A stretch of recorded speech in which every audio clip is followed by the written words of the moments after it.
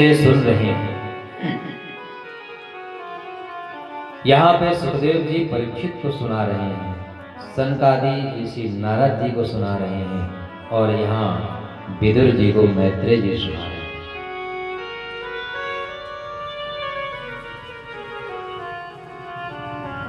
विदुर जी ने पूछा कि भगवान,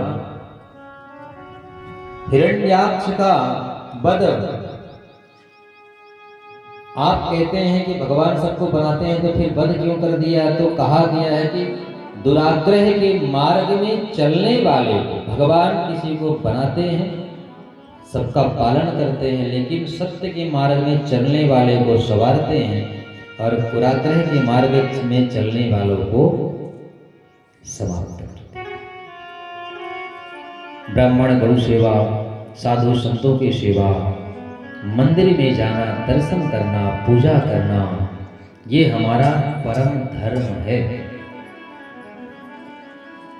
यहाँ पे बहुत सारा व्याख्यान वर्णन आता है, भवन निर्माण का आता है कि सुंदर भवन होना चाहिए, और उस भवन में सबसे सुंदर जो जगह होती है, उस जगह में हमारे भगवान को विराजमान होने के लिए मंदिर जरूर होना चाहिए। जिस घर में मंदिर नहीं है वो घर शमशान से कम नहीं हो सकता है। इसलिए घर में मंदिर होना चाहिए और हर व्यक्ति को नित्य प्रतिदिन मंदिर जाना चाहिए, भगवान की स्तुति पाठ करना चाहिए। जिसको भी आप मानते हैं, जिसके ऊपर भी आपकी श्रद्धा है, राम जी को मानना है राम जी, कृष्ण जी को मानना है कृष्ण जी, देवी को मानना है देवी को, और नहीं होता है तो फिर हमारा भोला बाबा तो है। ये बिना परिश्रम के, बिना मेहनत के और बिना खर्चे के भी आशीर्वाद देते हैं। इनको सेवा देने के लिए ज्यादा खर्च नहीं होती। पानी चाहिए, पानी की व्यवस्था तो सरकार कर देती है, नल हैंडपंप चारों तरफ है, एक लोटा जल चढ़ाओ या चनिया चबीना चढ़ाओ। आजकल शंकर जी के मंदिरों में भक्त लोग जाते हैं, बड़ा वो गुड़ शक्कर या मूंगफली वगैरह चढ़ाते हैं, चढ़ा करके चले जाए, और फिर जो है चीटियों का भंडार देखिए भोलेनाथ के सर पे। कोई महात्मा गए और महात्मा देखे कि ये चीटियों का भंडार है, वो तो रोने लगे कि भोलेनाथ तुमसे बड़ा दयालु तो कोई हो ही नहीं, तुम तो कुछ भी लेते नहीं हो, कोई फूल बेलपत्र भी चढ़ाए थे वो भी गिरा देते हो कि मुझे तुम्हारे प्रेम की जरूरत है, ये सब वैभव मुझे नहीं चाहिए। और चीटी देखिए इतनी नासमझ है, उन्हें खुश करने के लिए आपने मस्तक में ही विराजमान कर लिया है। आगे चल के इन्हीं के वंश में करदम ऋषि का प्रादुर्भाव होता है। करदम ऋषि कोई साधारण संत नहीं है। करदम ऋषि जी तपस्या कर रहे थे, बहुत लंबी तपस्या की। तपस्या करने के बाद अचानक एक दिन उनके मन में विचार आया कि सारा संसार शादी ब्याह करके बच्चे पैदा करते, धन संपदा इकट्ठा करते, और हम देखो ये जंगल में पड़े हैं, पत्ते खा रहे हैं और संसार का तो पता ही नहीं। उनके अंदर भी विवाह करने की इच्छा जागृत हो गई और मन में संकल्प किया कि अब जो तपस्या हम करेंगे वो सिर्फ विवाह के लिए करेंगे। तब भी होना है, वो जो हमारा कर्तव्य था वो हम निर्वहन कर रहे हैं। कहा गया है, संत महात्मा कहते हैं, कथावाचक लोग कहते हैं कि भैया कोई कर्म करो तो बड़े बुजुर्गों का आशीर्वाद लो, इसलिए हम आपको बता रहे हैं।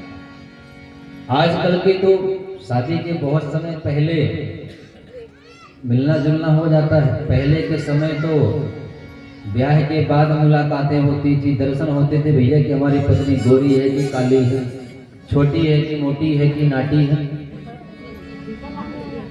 करदम ऋषि जी शर्मा रहे हैं, तो बोले अच्छा, भगवान कहते अच्छा ऐसा है क्या? मुझे लगा कुछ ब्याह करने का मूड होगा तो हम एक जगह बात करके आए थे, अब बताओ मना करना पड़ेगा। मन तो करदम ऋषि जी के अंदर वही है। अब करदम जी कहते भगवान सत्य कहता हूँ, ब्याह करने की इच्छा तो नहीं है, पर अगर आप बात कहीं डाल के आए हैं तो आपकी बात कटना भी नहीं चाहिए, कर लेंगे। भगवान कहते हैं कितना नाटकीय है महाराज। भगवान ने कहा कि हमारे एक परम भक्त हैं, उनकी पुत्रियों में से 2 नंबर की पुत्री के साथ तुम्हारा ब्याह होगा।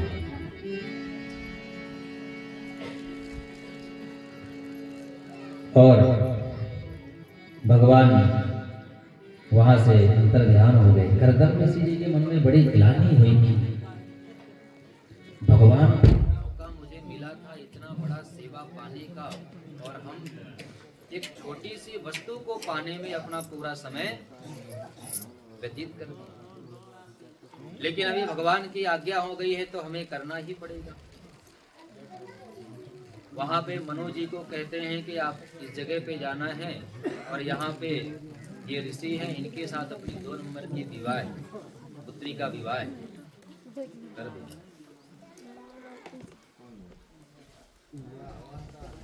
सांसारिक जीवन का माया का प्रभाव इतना ज्यादा है कि विश्वामित्र जी जो है 60,000 वर्षों तक तपस्या किए और एक मेनका नाम की अप्सरा आई और ऐसे पायल खनकाई उनके सामने कि 60,000 वर्ष की तपस्या सब धरी की 60,000 वर्ष की तपस्या में मेनका अप्सरा जो है पानी फेरती। ये माया का इतना ज्यादा प्रकोप है। करदम ऋषि जो है बड़ा मन में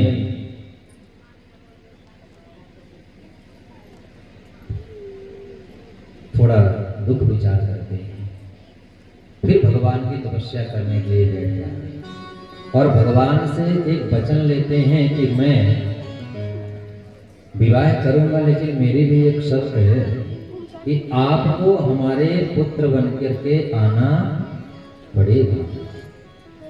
भगवान ने कहा जो ये बोलोगे भाई करना तो पड़ेगा।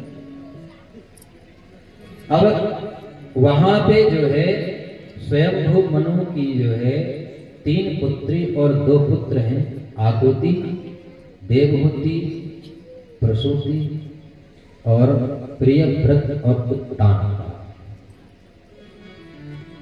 देवहूति से जो है करदम ऋषि जी का विवाह तय हुआ। भगवान ने आदेश किया है, इसलिए राजा मनु अपनी पुत्री को लेकर के करदम ऋषि जी के आश्रम पे पहुंचते हैं और यहाँ पे एक स्त्री की मर्यादा की बात आती है। जब राजा मनु जो है देवहूति को लेकर के करदम ऋषि जी के यहाँ आए तो करदम जी ने 3 आसन लगाया। पहला अपने लिए, दूसरा राजा मनु के लिए और तीसरा आसन जो है देवहूति के लिए लगाया। करदम जी विराजमान हो गए, राजा मनु विराजमान हो गए। लेकिन इतने बड़े राजा की पुत्री होके भी सत्संग पाने से कितना गुणवान सुशीलवान थी।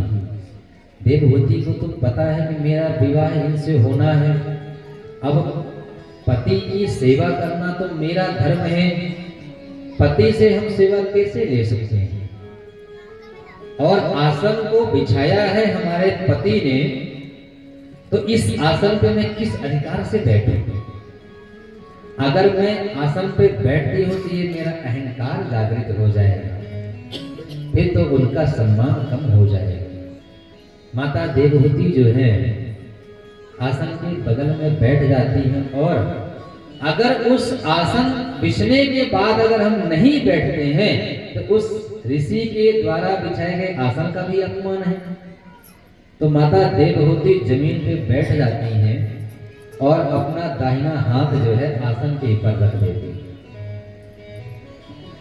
करदम ऋषि जी देख करके समझ गए कि हमारी होने वाली धर्म पत्नी तो बहुत सुशील और गुणवान। मनु जी जो है कन्या दान कर गए, वहां से चले जाते हैं। करदम ऋषि जी विवाह तो हो गया, अब गृह प्रवेश की बात आई तो गृह प्रवेश करने के लिए करदम ऋषि जी अपने कुटिया में लेकर जाते हैं और कुटिया में कहते हैं। और विवाह के समय मनु जी से उन्होंने 2 बात कही थी कि जब तक मेरे एक पुत्र नहीं होगा। एक पुत्र होते ही मैं आपकी पुत्री को छोड़ करके मैं भजन कीर्तन में लीन हो जाऊंगा। अब मनोज जी को तो आदेश भगवान का है, सब में सहमति है। कर्दम ऋषि जब गृह प्रवेश किए और घर के अंदर लेकर गए तो देवहूति तो घर का नजारा देख करके आश्चर्यचकित रह गई।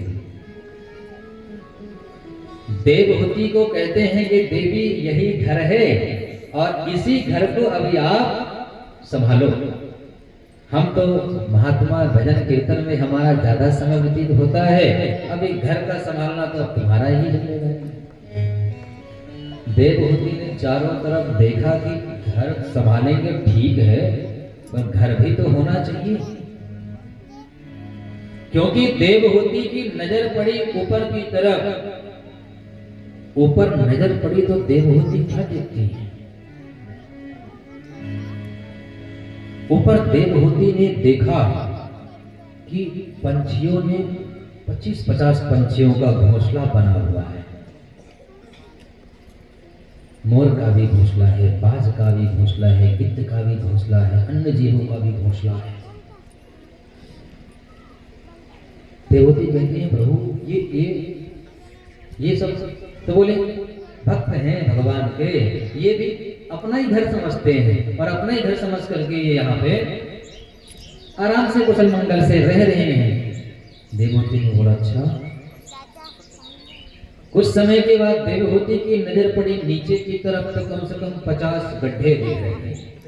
घर में 50 गड्ढे हैं कुटिया के अंदर, और उन सभी गड्ढों में सांप, बिच्छू, मेढक, चूहा, अन्य जीव सब एक साथ रह रहे हैं।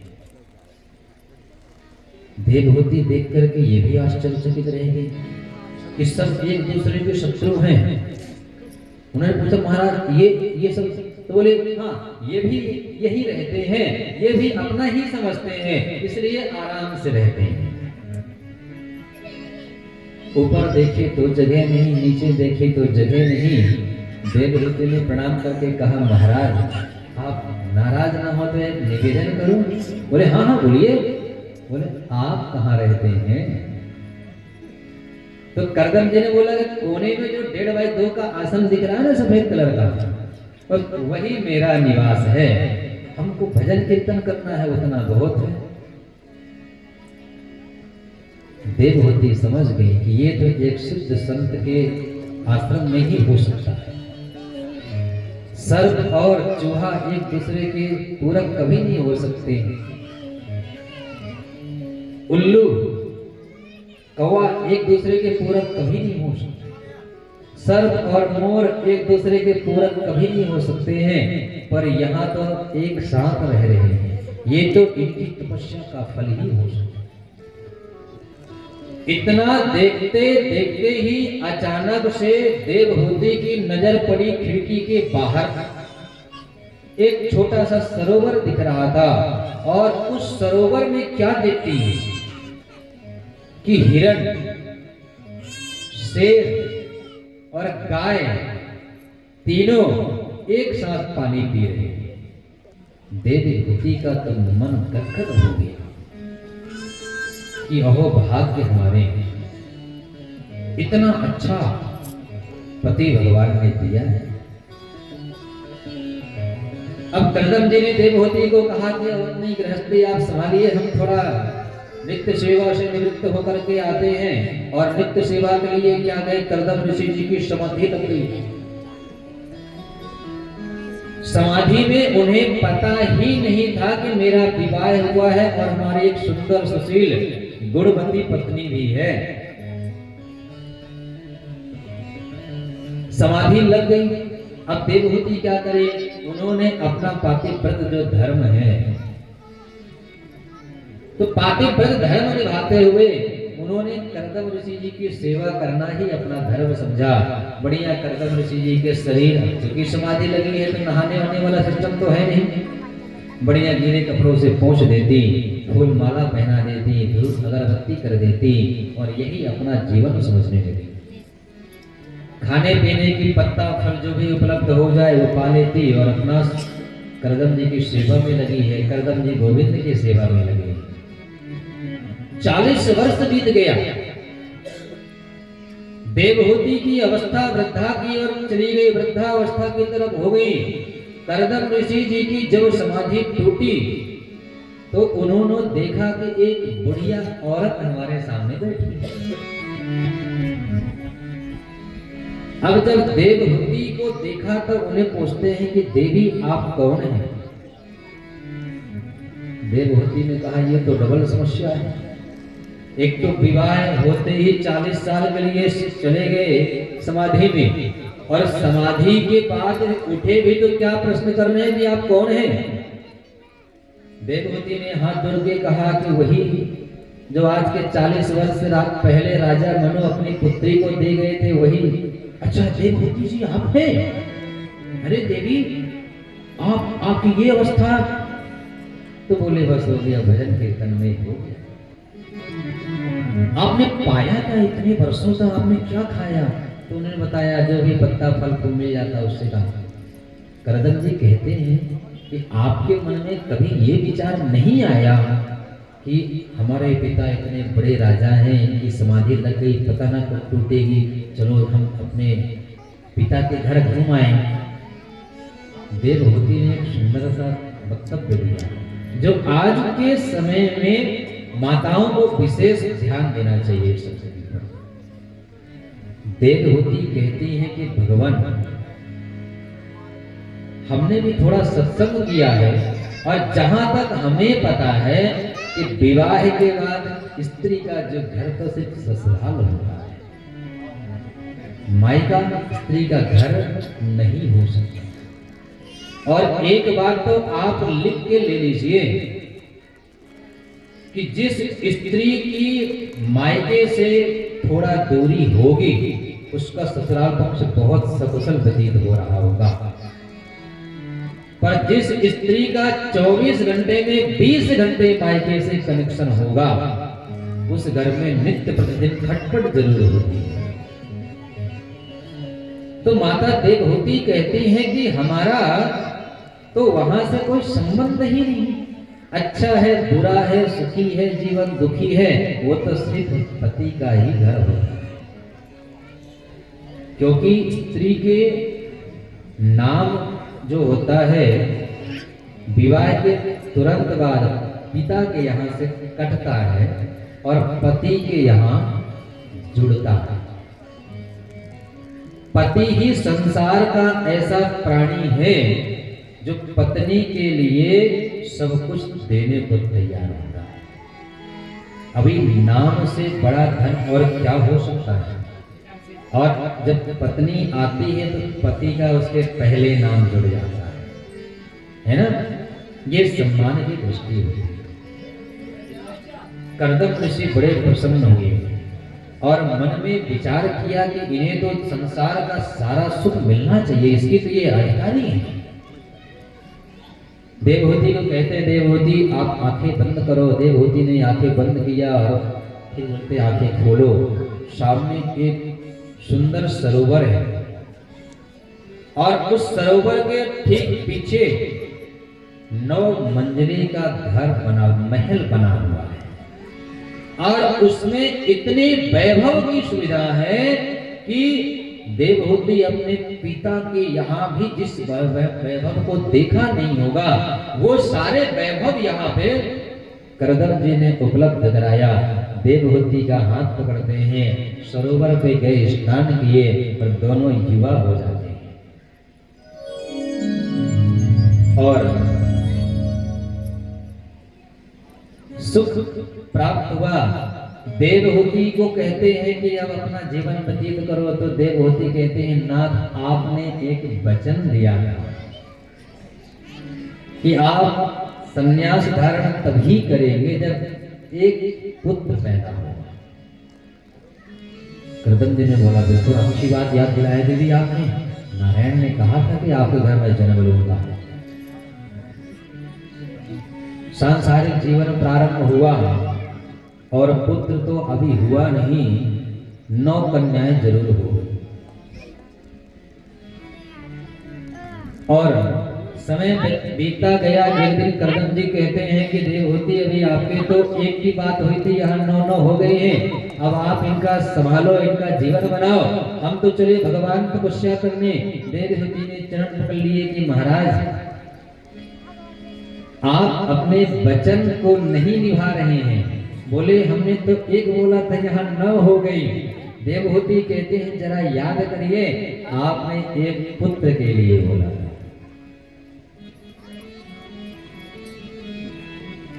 करदम जी सोचे भगवान तो बोले थे, अभी तक आए नहीं। यहां पे भगवान करदम जी के 10वां अवतार भगवान जो है 9 कन्याओं के बाद भगवान हमारे कपिल देव का जन्म हो रहा है। बोलिए कपिल भगवान की जय हो। भगवान का जन्म हुआ। करदम ऋषि जो है भगवान की पूजा करते हैं, अर्घ्यपाद आचमन से नैवेद्य समर्पित करते हैं, उनकी 4 परिक्रमा करके तीर्थ यात्रा को निकल जाते हैं, भगवत भक्ति के लिए निकल जाते हैं। देवहूति कन्याओं का सुंदर बड़े बड़े मूर्धन्य ऋषियों के साथ विवाह किया। विश्वामित्र जी हो, मार्कंडेय जी हो गए, अत्रि जी हो गए, वशिष्ठ जी हो गए, ऐसे मूर्धन्य ऋषियों के साथ कन्याओं का विवाह हुआ। आज समय बीतता जा रहा है। एक दिन जो है माता अदिति जो है कपिल भगवान को सुंदर स्नान करवाया, सुंदर इत्र लगाया, चंदन लगाया, सुंदर वस्त्र पहनाए और एक छोटा सा सिंहासन बिछा करके कपिल देव जी को वहां पे स्थापित कर दिया। कपिल देव जी देख करके कहते माता आप ये क्या कर रही हैं? आज उल्टी गंगा कैसे बह रही? मैं तो आपका नन्हा सा पुत्र हूं और इस सिंहासन में क्यों? माता कहती है हम जानते हैं आप कौन हैं। आप आज हमारे पुत्र बन के आए हैं, कल किसी के पिता रहेंगे, फिर किसी के पुत्र। हे भगवान ये जो संसार है ये आपकी बगिया है, ये पूरा ब्रह्मांड जो है आपका बगीचा है और ये जो संसार में मनुष्य हैं, जीव जंतु हैं, ये सब तरह तरह के रंगीन बिरंगे फूल हैं। अब ये फुलवारी जो है आपकी है और आपकी इच्छा हुई क्रीड़ा करना है, क्रीड़ा किया, और आपकी इच्छा हुई इसे विनष्ट करना है तो विनष्ट कर दिया। ये संसार तो आपका भोजन पदार्थ है, इसे तो आप दाल भात समझ करके पा जाते हैं। फिर पिता क्या, पुत्र क्या, माता क्या।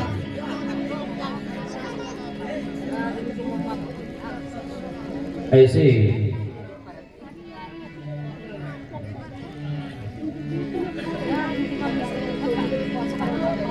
कपिल भगवान के अन्य ग्रंथों में, भागवत में तो ऐसा नहीं लिखा है, बहुत से संतों का वक्तव्य है कि देवहूति जब कपिल जी को सत्संग के लिए बैठाने लगे तो उनकी जो 9 बहनें हैं, बड़े बड़े जो योगियों के यहाँ, नव योगेश्वर जी कह सकते हैं, उनके यहाँ जो ब्याही हैं वो भी यहाँ पे आ गई, क्योंकि इतनी अच्छी भगवत कथामृत रूपी गंगा यहाँ बहने वाली है।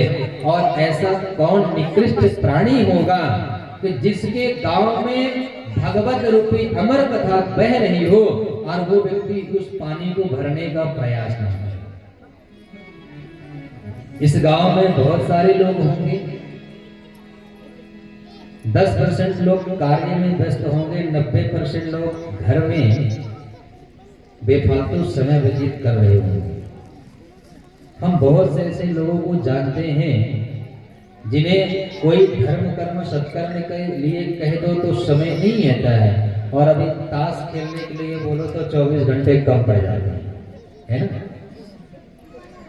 तो करदम ऋषि जी जो है ऐसे ऐसे संतों की यहाँ उनकी पुत्री गई है।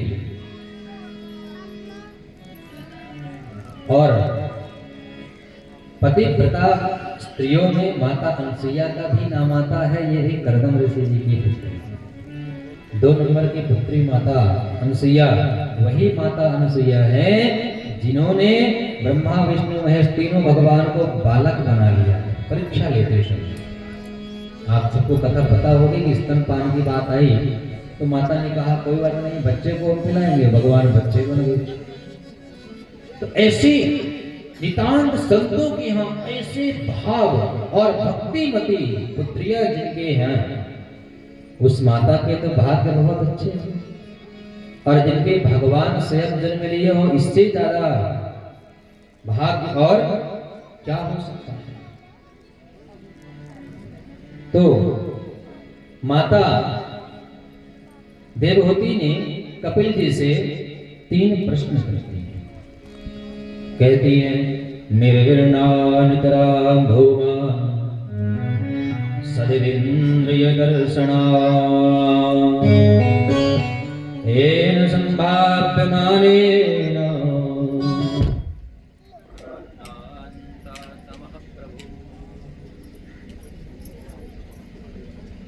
कपिल महाराज जी से माता देवहूति ने प्रश्न किया। पहला प्रश्न है कि भगवान के आगे, प्रभु के आगे परिस्थिति बड़ी खराब हो रही हो, ये जो हमारी इंद्रियां हैं ये उधर नहीं लग रही हैं, तो इंद्रियों को भगवान के चरणों में समर्पित करने के लिए क्या करना चाहिए। कपिल महाराज बहुत सुंदर कहते हैं कि माता इंद्रियों को तो एकाग्रचित करने के लिए भगवान का नाम गुणानुवाद कीर्तन भजन सत्संग इत्यादि करना पड़ेगा, तभी इंद्रियां एकाग्र होगी। दूसरा प्रश्न करती है कि मेरा दूसरा प्रश्न है कि बंधन किसका होता है, शरीर का होता है, इंद्रियों का होता है, मन का होता है, बुद्धि का होता है या आत्मा का। और तीसरा प्रश्न कि भगवान मन जो है, मन तो चंचला है, मन को भगवान के ऊपर समर्पित करने के लिए क्या करना चाहिए। ऐसा 3 प्रश्न माता देवहूति ने कपिल महाराज से किया। आइए हम प्रश्नों की तरफ बढ़े। कपिल महाराज कहते हैं सबसे पहला कि भगवान का नाम गुणानुवाद करने से ही इंद्रियां हमारे वश में रहेंगी और भगवान को समर्पित हो सकती है। 2 मिनट हम भी गुणानुवाद करें और इसके बाद संवाद की तरफ बढ़ें। बोलिए कृष्ण कन्हैया लाल की जय। भजन श्याम सुंदर का करते रहो, भजन श्याम सुंदर का करते रहो।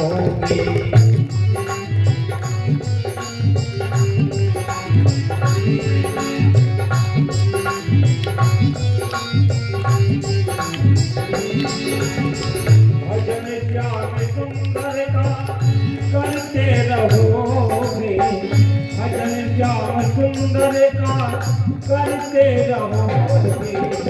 संसार सागर में करते रहोगे, संसार सागर से करते रहोगे।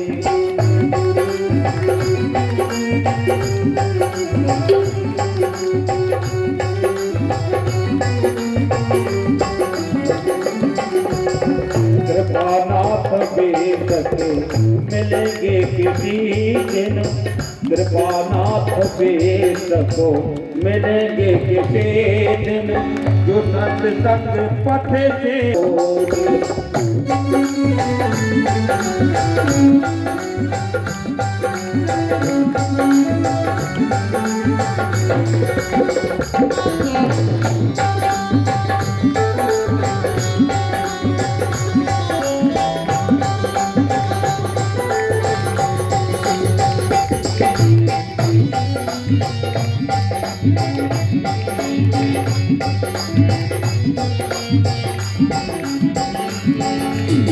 न होगा कल कीर्तन मन तुम्हारे न होगा कलेश मन मैं अब तुम्हारे। वो जो अपनी बढ़ाई से डरते रहोगे। कहते हैं तुम्हारे मन में कभी कलेश नहीं आएगा जो अपनी बढ़ाई से तुम डरते। अगर कोई तुम्हारी बढ़ाई करता है, अगर तुमको अपनी बढ़ाई अच्छी लगती है, समझ लो तुम्हारा पतन होने वाला है। अगर बढ़ाई सुनते अगर आप पहुंचा जाएंगे नहीं, हमारी नहीं कृपा, एक प्रभु की कृपा है, तो आपकी यानी आपका सम्मान बढ़ता जाएगा। तो कहना है जो हो ना होगा कभी मनों में तुम्हारे, जो अपनी बढ़ाई से डरते रहो। अलग ही पड़ेगा हृदय सिंधु का दिल, अलग ही पड़ेगा हृदय सिंधु का दिल। जो सजे सिंधु से रूप भरते रहोगे, सजे सिंधु से रूप भरते रहोगे।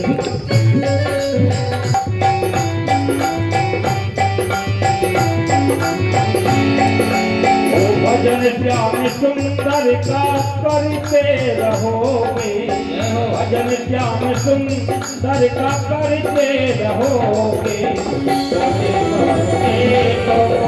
बढ़ते रहोगे भगवान के बढ़ते रहोगे।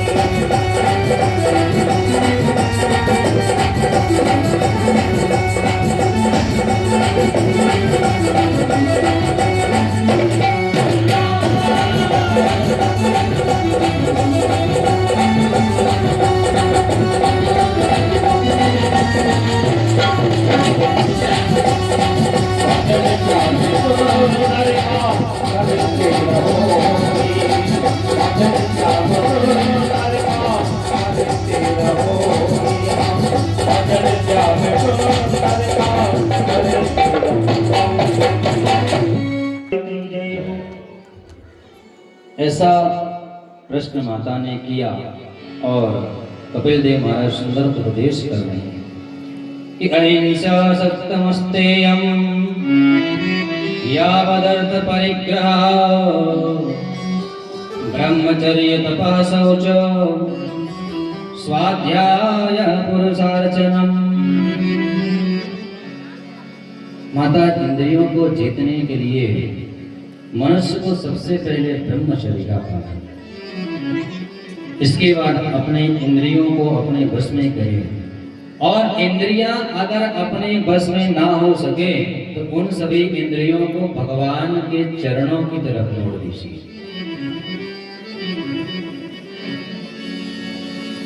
हे माता, व्यक्ति को सत्य बोलने का संकल्प लेना चाहिए, अच्छे आचरण रखने चाहिए।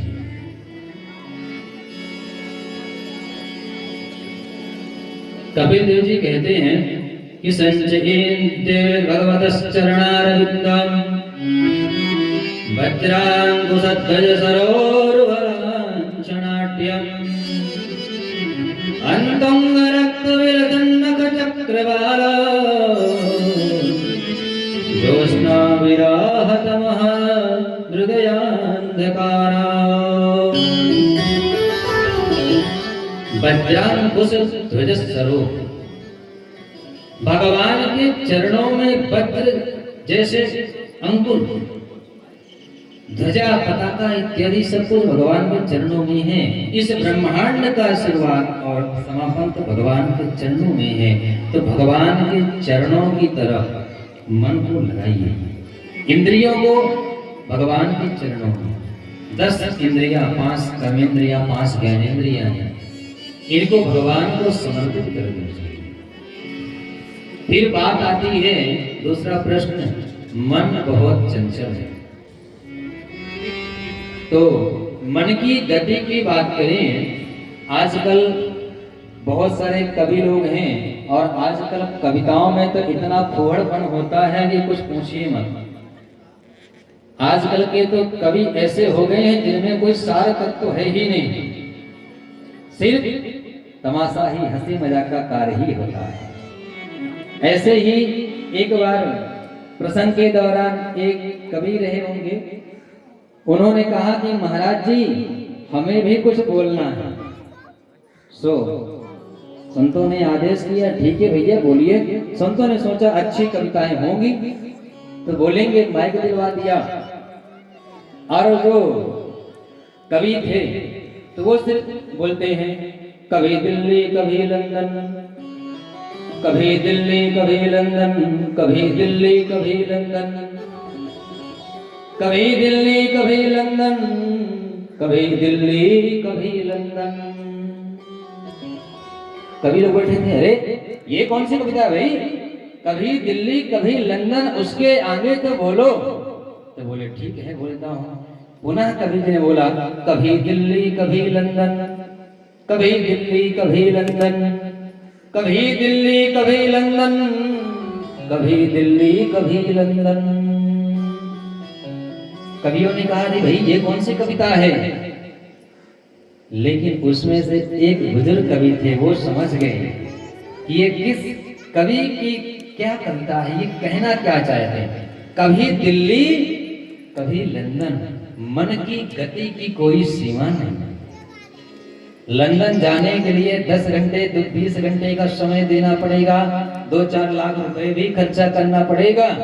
लेकिन यहाँ तो इस व्यास मंच में बैठे बैठे ही कभी दिल्ली कभी लंदन, आप सब बैठे बैठे यही हैं, लेकिन लंदन पहुंच गए। महाराज जी ने कहा लंदन, सो लंदन पहुंचे, फिर आ गए। तो 10 सेकंड के अंदर हमने कम से कम 15 बार कह दिया कभी दिल्ली कभी लंदन। क्या कुछ पैसा खर्चा हुआ? तो मन को भी भगवान के चरणों में समर्पित करो। एक प्रसंग आया, एक बार भीम जी जो है द्वारकाधीश के पास गए। द्वारकाधीश में गए और भगवान जो भोजन करने के लिए बैठे थे, प्रसाद खाने के लिए। द्वारपालों से भीम जी ने कहा कि जाओ कन्हैया को कहो कि भीम आए। अभी हमारे द्वारकाधीश थोड़ा भीम दादा से विनोद भी कर लेते हैं, क्योंकि हैं तो बड़े, लेकिन थोड़ा प्रेम ज्यादा है तो विनोद भी हो जाता है। और द्वारपाल ये बोलने के लिए आए ही थे, लेकिन भीम से सब्र नहीं हुआ और भीम द्वारपालों के पीछे पीछे ही आ गए। भगवान ने देखा कि दादा पीछे खड़े हैं। द्वारपाल कहते हैं प्रभु प्रणाम करता हूँ, बाहर भीम दादा आए हैं और वो मिलने के लिए कहते हैं।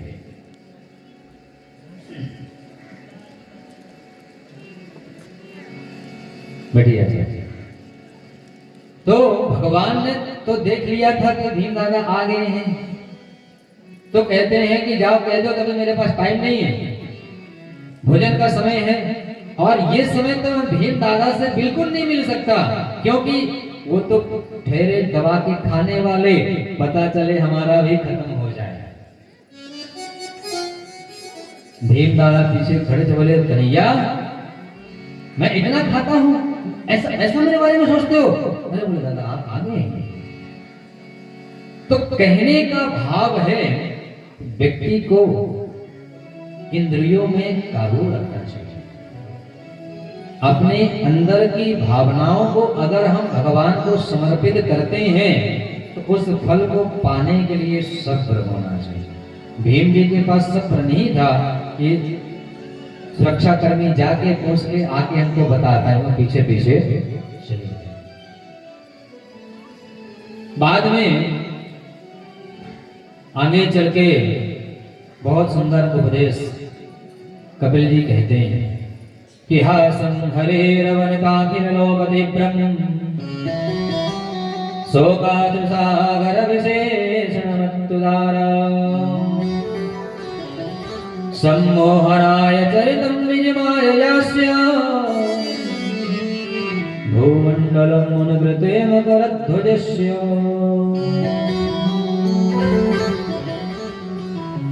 यहाँ पे भगवान के मुखारविंद का दर्शन। कपिल जी कहते हैं कि सदैव भगवान के मुस्कुराते हुए चेहरे को अपने हृदय रूपी मंदिर में उतार के रखो। इस हृदय रूपी मंदिर में जो विकार हैं उनको भगवान को समर्पित करके और अपने जीवन में सिर्फ कन्हैया का मुस्कुराता हुआ चेहरा उतार के रखिए, आपका भाग्य संवर जाएगा। माता, आपने कहा कि दुख और सुख, तो हमें नहीं लगता कि भगवान के 24 अवतारों में राम और कृष्ण अवतार में जितना दुख भगवान को हुआ है शायद ब्रह्मांड में किसी को हुआ होगा। भगवान कृष्ण के जीवन में एक नजर डाल के देखें। भगवान का जन्म हुआ कारागार में। जन्म लेते ही घर को त्याग करके दूसरे गांव में जाना पड़ा। दूसरे गांव में गए, सोचे कुछ माखन मिश्री मिलेगा, तो पहला शुरुआत हुआ पूतना राक्षसी आ गई विष पिलाने के लिए। फिर कुछ समय बीता, शकटासुर आ गया। फिर कुछ समय बीता, ऐसे ऐसे कंस के द्वारा आताताइयों का आगमन हुआ। दावाग्नि पान किया, 7 वर्ष की उम्र ही, और गोवर्धन पर्वत उठाना पड़ा, कालिया नाग का दमन करना पड़ा, मामा कंस को मारना पड़ा। इतने के बाद राज्य का समय आया। राज्य तो हुआ नहीं, थोड़ा समय व्यतीत हुआ तो हस्तिनापुर में समस्याएं शुरू। हस्तिनापुर में जो है महाभारत युद्ध करा करके विजय दिलाई। उसके बाद आए ही थे कि उनके नगर को ही जरासंध जैसे राक्षसों ने घेर लिया और महाभारत के युद्ध में दोनों तरफ मिला करके कुल 18 अक्षौहिणी सेना थी। कौरवों की 11 अक्षौहिणी सेना और 7 अक्षौहिणी सेना पांडवों के पास। लेकिन वो जिसके कारण द्वारिका बनाना पड़ा, उस व्यक्ति के पास 23 अक्षौहिणी सेना और 18 बार 23 अक्षौहिणी सेना को ला करके भगवान को आखिरी में हराया। तो परिस्थिति ऐसे हुई कि भाग करके समुद्र के बीच में मकान बनाना पड़ा। थोड़ा समय व्यतीत हुआ कि दुनिया की समस्याएं और हुई, इतने आताताई हैं, सब जीवन में प्रताड़ित करते रहे। और तो और आखिरी में समय आया कि हमारा परिवार ही हमारे लिए जो है बोझ बन गया और हमारे नजरों के सामने देखते देखते पूरा यदुवंश समाप्त हो गया। क्योंकि उस समय भगवान के परिवार की संख्या बहुत ज्यादा थी। भागवत में वर्णन आता है कि 93 लाख उनके परिवार की संख्या थी और वो देखते देखते आपस में ही सब लड़ करके मर गए। वो भी नहीं, उससे भी थोड़ा मुक्ति पाते, पृथ्वी समुद्र ने हमारे द्वारका को ही डुबा लिया। भगवान के एक एक पल को देखिए, बिना दुख के एक उनका सेकंड भी नहीं गुजरा होगा, एक क्षण भी उन्होंने बिना कष्ट के नहीं गुजारा। तो माता, फिर भी कभी उनके मुखमंडल पे दुख नहीं देखा होगा, उनके मुखमंडल पे कभी उदासी नहीं देखा होगा। माता, हम आप क्या मन को भगवान के चरणों में समर्पित करें। बहुत सुंदर कपिल महाराज उपदेश करते हैं। एक बात आती है, कपिल जी कहते हैं कि अगर 10 घंटे समय नहीं दे सकते हैं तो भक्ति भी 2 प्रकार की बताई गई है। 4 बार मंदिर जाना चाहिए। नहीं जा सकते हो तो माता, फिर दूसरा नियम होता है कि मन से भी पूजा कर सकते हैं, मन से भी भक्ति की जा सकती है, उसमें तो कुछ खर्च नहीं लगना। एक सेठ जी थे, जीवन में कभी 1 पैसे का दान नहीं किया। वृद्धा अवस्था आ गई, मोहल्ले वालों ने रोज उनको कोसना शुरू किया। तो एक दिन परेशान होकर के सेठ जी जो है मन में विचार किए कि लोग बहुत प्रताड़ित करते हैं, चलो कुछ न कुछ दान करना चाहिए। तो एक सिक्का निकाला तिजोरी से शनिवार का दिन था, बजरंगबली के मंदिर में पहुंच गए। बहुत बड़ी लाइन लगी थी। बहुत समय के बाद जो है उनका नंबर आया। अब वो सिक्के को ऐसा पकड़ करके मुट्ठी बांधे हुए हैं, जेब में हाथ डाले हुए हैं, और कहते हैं कि मन नहीं है फिर भी करना पड़ रहा है, क्योंकि समाज के लोग बहुत परेशान करते हैं।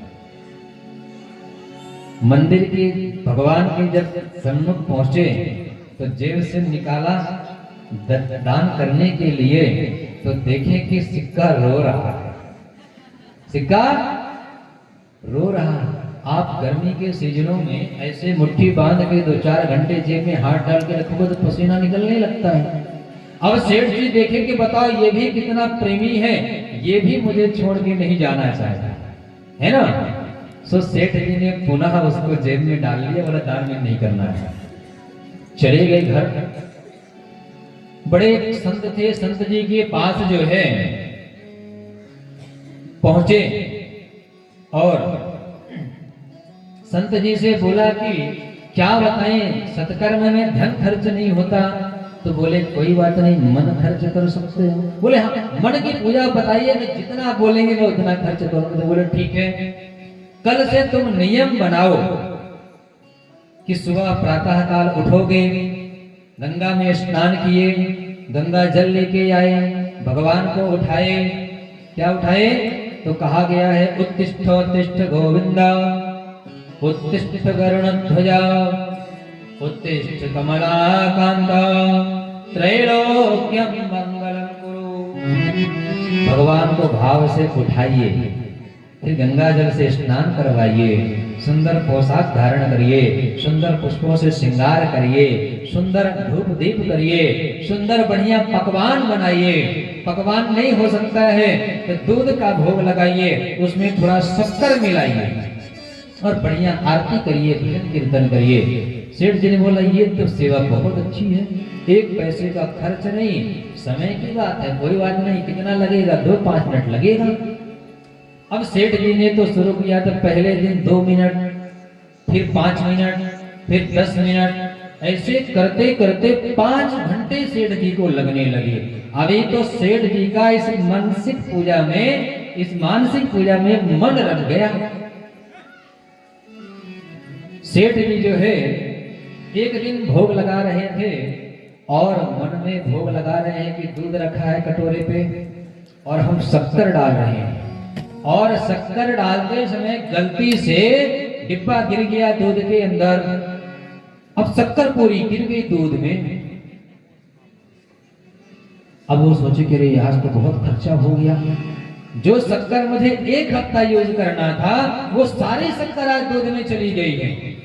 और इस मानसिक पूजा में भी सेठ जी जो है चम्मच से शक्कर को निकाल रहे हैं दूध से, और जैसे भगवान देखे कि हमारा चेला दूध से शक्कर निकाल रहा है, भगवान ने हाथ पकड़ लिया, अरे रुको भाई, क्या कर रहे हो? अरे बोले ज्यादा हो गया है, मेरे 1 दिन का खर्चा है, 1 हफ्ते का काम 1 ही दिन में हो गया, बहुत बढ़ जाएगा। बोले भले मानुस, ये तो मन की पूजा है, इसमें तेरा क्या खर्च होना है? तो कहा गया है मन भगवान के ऊपर रमाइए।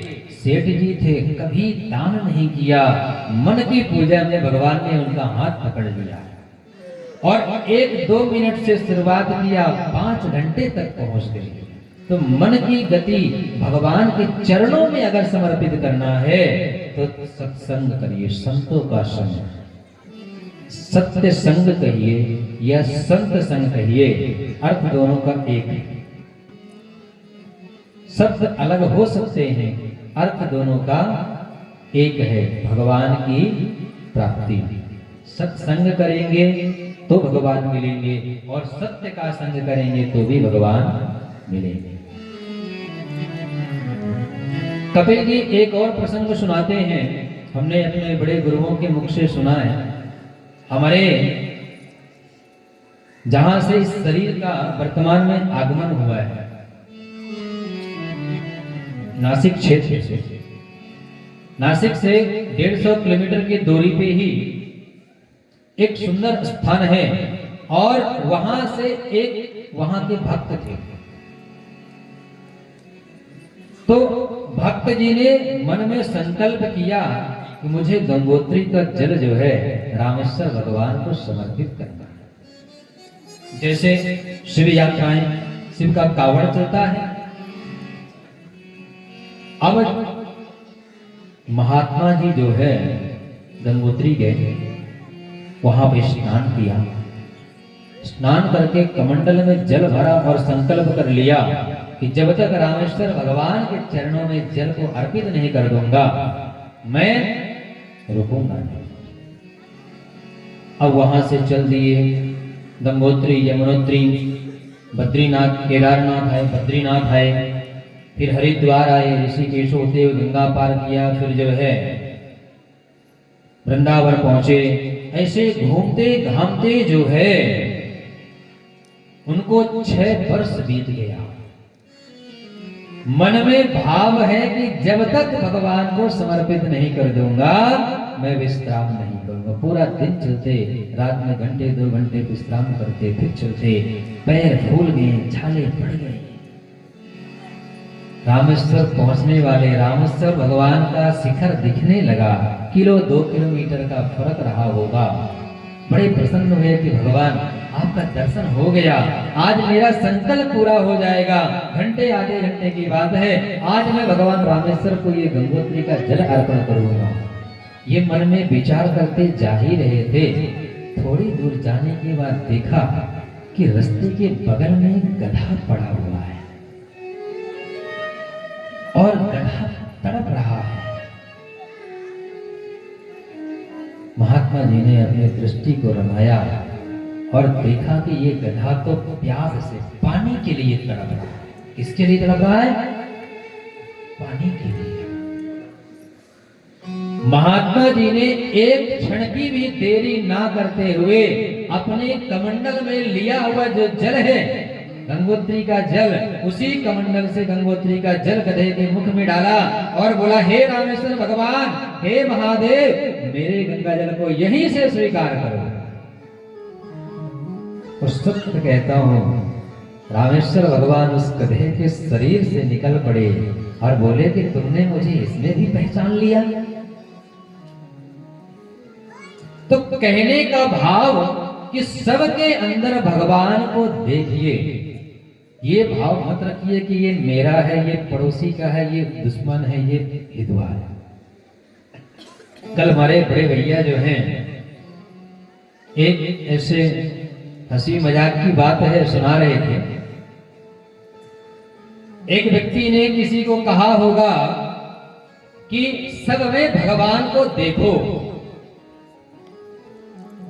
व्यक्ति ने बोला ठीक है। कुछ लोग मिले, भगवान देख करके प्रणाम किया और थोड़ी दूर जाने के बाद एक बैल होता है, सांड, भगवान भोलेनाथ का परम भक्त जो है, और सांड उसको बोलते हैं जिसकी गांव वाले पूरे मिलके भी सुरक्षा ना कर सके, है ना, जो पूरे गांव के बस में ना हो, जो खुले आम घूमता है और गांव के लोग भी देखे तो किनारे हो जाएंगे, भैया इससे तो दूरी बना के रखो, ज्यादा अच्छा। वो बैल खड़ा था, वो व्यक्ति जो है सब में भगवान को देखा, ये सोच करके जाने लगा। तो गांव के लोगों ने बताया कि बहुत बेकार है, बहुत मारता है, मत जाओ मत जाओ। बहुत लोगों ने समझाया लेकिन वो व्यक्ति नहीं माना और सब में भगवान है सोच करके गया बैल को प्रणाम करने के लिए। तो वो 2-4 झटका दिया। अब कैसे वैसे करके गिरते पड़ते हुए व्यक्ति वहां से भागा और गुरुजी के पास आया। गुरुजी बड़ी विडंबना हो गई, आपने तो कहा था सब में भगवान को देखो और हमने उस बैल पे भगवान को देखा, तो देखिए हमारी क्या दशा हो गई है। गुरुजी ने बोला तुम्हें कुछ बताने वाला मिला नहीं? बोले नहीं, लोग बोल रहे थे, फिर भी आपने बोला कि सब में भगवान, तो हमने प्रणाम किया, सोचिए तो सर। तो गुरुजी ने बोला कि तुझे बैल पे भगवान दिखाई दिया, लेकिन जिसने ये बताया कि बैल की तरफ मत जाओ वो मारता है, उसमें तुझे भगवान दिखाई नहीं दिया। वो भी तो भगवान ही था जो बोल रहा था कि भैया मत जाओ उधर मार देगा, तो कहने का कि अपना भाव एक बनाइए, दो भाव मत रखिए कि ये मेरा है ये पराया है। अगर हम भाव करें कि ये मन की गति है या इंद्रियों की गति है, तो माता आत्मा का तो कोई मोल है नहीं, आत्मा तो अजय है, अमर है। जो भी गतियां होती हैं, जो इंद्रियां भगवान के चरणों में समर्पित नहीं हो पाती, उनकी ही इंद्रियां ऐसे कुंठित अवस्था पे, तो कहते हैं माता जी भगवान के चरणों में समर्पित करेंगे। माता देवहूति बहुत सुंदर प्रश्न, बहुत सुंदर वक्तव्य चल रहा है। बात आती है गर्भ की, तो सुखदेव जी ने कहा कि संसार में सबसे बड़ा सुख है गर्भ में, उससे बड़ा सुखी तो स्थान, उत्तम स्थान तो कोई हो ही नहीं सकता है। पर यहाँ जो है कपिल देव भगवान कहते हैं गर्भवास समम दुखम न भूतो न भविष्यति, गर्भ के बराबर कष्ट तो संसार में कहीं और हो ही नहीं सकता। गर्भ में अनेक प्रकार की यातनाएं होती हैं। मनुष्य का जीवन तो बहुत तकलीफ का होता है। गर्भ से कष्ट शुरू होता है, मरणोपरांत भी कष्ट ही उसको रहता है। गर्भ में माता तीखा खा ले तो तकलीफ, मीठा खाए तो कीड़े खा रहे, ज्यादा गर्म पिए तो भी दिक्कत, ज्यादा पेट को दबा के सो रही है तो भी कष्ट। जैसे जैसे उसका समय बढ़ता जाता है तो अनेक प्रकार की यातनाओं से गुजरते हुए 7वां महीना जब प्रवेश होता है, जीव प्रादुर्भूत होता है, तो भगवान से प्रार्थना करता है इस नरक से मुझे निकालिए, आपकी भक्ति करूंगा। भगवान ने कहा ये तो भैया सब यही बात करते, बाहर निकलने के बाद तो सब भूल जाते। और कैसे भी करके 10वां महीना प्रारंभ हुआ, प्रसव की पीड़ा हुई, गर्भ बाहर आया। अब बाहर बच्चा, जो छोटे छोटे पलंग होते हैं, क्या बोलते हैं, खटोला, खटोला बोलते हैं ना। अब बच्चा सो रहा है, उसको खटमल काट रहे हैं, बच्चा रो रहा है, लेकिन कोई समझ नहीं पा रहा, बोल नहीं पा रहा, इतनी यातनाएं सता रही हैं। अगर छोटे बच्चे को समझ होती तो भगवान भी माता को चिल्ला सकते थे कि पोतना मुझे जहर पिलाने आई है, बचाओ। तो ना जाने जन्म के लेकर के मरणोपरांत से व्यक्ति को कष्ट होता है, तो अच्छा यही होगा कि भगवान के चरणों में ही अपने जीवन को समर्पित करिए। माता कहती है कि चलिए ये बात हो गई, बताइए संसार में सुखी और भी तो कोई होंगे जो रहते होंगे। कुछ लोग कहते हैं कि धनवान सुखी होता होगा, दीन कहता है धनवान सुखी। एक बढ़िया सूरदास जी की शायर कि दीन कहे धनवान सुखी, धनवान कहे सुख राज को भारी, राज कहे महाराज सुखी, महाराज कहे सुख इंद्र को भारी, इंद्र कहे चतुरानन को सुखो, ब्रह्म कहे सुख विष्णु को भारी। तुलसीदास विचार करे हरि, भजन बिना सब जीव दुखारी। गरीब व्यक्ति कहता है धनवान सुखी है, धनवान कहता है राजा सुखी है, राजा कहता है महाराजा सुखी है, महाराजा कहते हैं इंद्र सुखी है, इंद्र कहते हैं ब्रह्मा सुखी है, ब्रह्मा जी कहते हैं नारायण सुखी है।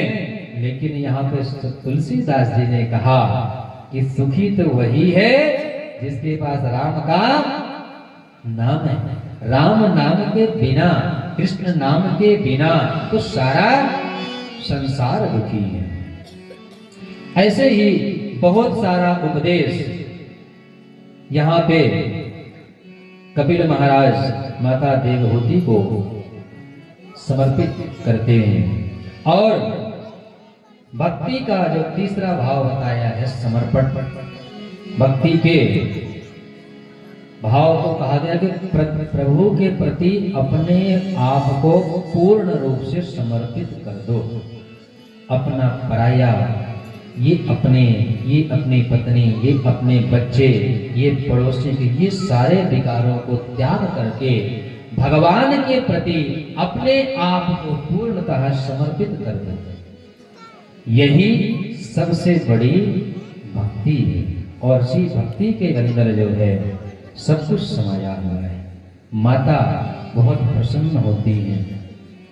कपिल महाराज कहते हैं माता मूर्ख व्यक्ति है, कहता है ओम विष्णुनाय नमः, और ज्ञानी व्यक्ति कहता है ओम विष्णवे नमः। कहने का भाव अलग हो सकता है, फल दोनों का एक ही है। आप ओम विष्णुनाय नमः कहेंगे तो भी विष्णु प्रसन्न होंगे, और ओम विष्णवे नमः कहेंगे तो भी भगवान प्रसन्न होंगे। तो भाव ज्ञान के अनुसार दोनों का अलग अलग है, लेकिन भगवान कहते हैं संसार से आने के बाद सब कुछ वो मेरे मय हो जाता है। ऐसे ही बहुत सुंदर शास्त्र उपदेश कपिल महाराज माता देवहूति को करते हैं। देवहूति जी जो है भगवान कपिल का सुंदर पूजन अर्चना करती हैं, और कपिल महाराज जो है माता से विदा लेकर के अपने धराधाम को जाते हैं। बोलिए कपिल जी महाराज की जय हो। बोलिए माता देवहूति की जय हो। आइए, जैसे माता देवहूति ने अपने मन को भगवान के गुणानुवाद के माध्यम से भगवान में समर्पित किया, 2 मिनट के लिए हम भी अपने मन को भगवान के चरणों में समर्पित करें।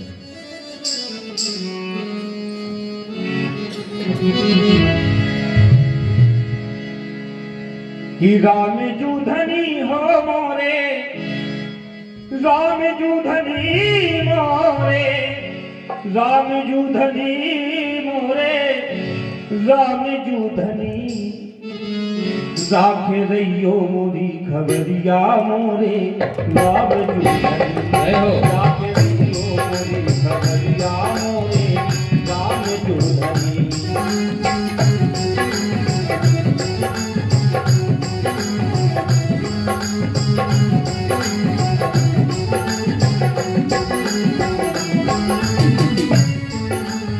ओ राम जू धनी हो मोरे, राम जू धनी मोरे, राम जू धनी मोरे, राम जू धनी। राख रहियो मोरी खबरिया मोरे, राम जू धनी। राख रहियो मोरी खबरिया मोरे, राम जू धनी। लइयो जू कोई ते न करो बात तुम्हारे द्वारे। जय हो। ओ तुम्हारे द्वारे की हरिया मोरे, राम जू धनी। राम मोरी हरिया मोरे, राम जू धनी।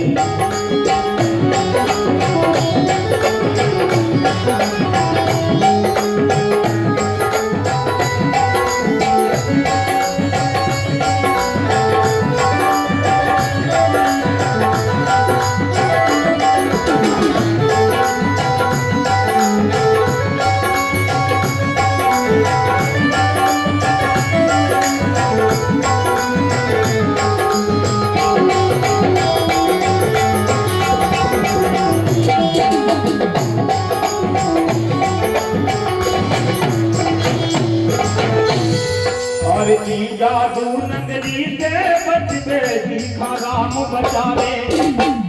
ये संसार रूपी नगरी ऐसी है कि अगर उसमें बाद माया रूपी नगरी में चले जाता तो फिर उससे निकलने वाला नहीं है।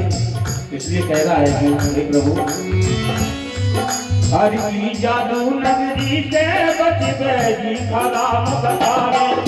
हरि कैसे होए दयालो फिर भी, कैसे होए दयालो फिर भी, एक लेके लग जावे। कैसे होए दयालो फिर भी, एक लेके लग जावे। चाहे काजर की ओ चाहे काजर के हो, हरिया मोरे राम जू धनी। राम जू मोरे, हरिया मोरे राम जू धनी।